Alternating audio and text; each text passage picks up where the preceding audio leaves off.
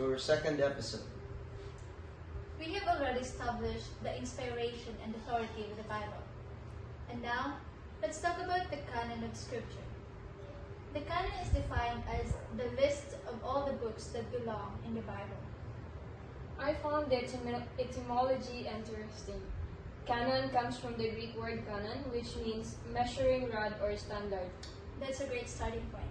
And now, Kuya Kyle, let's begin with the Old Testament canon. How do we know which books belong and what are the evidences? Well, we have few key affirmations. First, Jesus affirmed the Old Testament canon. He referenced it by dividing it into Law of Moses, the Prophets, and the Psalms, which was a common way of referring the entire Old Testament. Secondly, the Church Fathers affirmed it. We have like Melito of Sardis, whose list is the earliest known Christian list of the Old Testament books. In addition, Jesus also often quoted from the Greek Septuagint. And it says that the Jews never disagreed about the extent of their canon. Good. Now let's move on to the New Testament canon. Kuya Kyle, what were the main criteria for a book's inclusion? Well, we have three main criteria for the inclusion in the New Testament canon.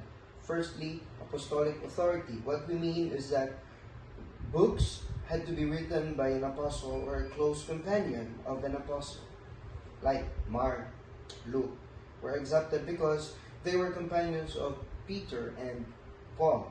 Secondly, should be recognized by the church or the Catholic Church, the universal church. That what we mean is that the church didn't create the canon, it merely recognized it. This means that books are widely accepted and used by the early churches. Thirdly, consistent with the sound doctrine. The books had to be in line with the established Christian teachings and not promote any contrary gospel. And I also found a quote from 2 Peter chapter 3, verse 15 to 16, really interesting, where Peter refers to Paul's letter as the other scriptures. And it shows that the New Testament writings were already considered scripture by their contemporaries. And now, let's talk about the Apocrypha. Apocrypha is defined as the books written during the intertestamental period that are not considered inspired scripture. So, Kuya Kyle, what reasons do we have for the rejection? Well, we have three clear reasons for their rejection. Firstly, they were never quoted by Jesus or the apostles. Secondly, they were never accepted by the Jews as scripture. They know that those writings exist, but they don't consider those as scripture or as inspired scripture.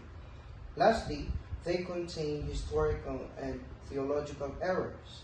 Like for example, 2 Maccabees 12:45 to 46, which mentions atonement for the dead, which is a clear theological concept that is not found in the canonical scripture. The time the Apocrypha was written in the 400 silent years, because no canonical scripture was written during this time according to Protestant tradition.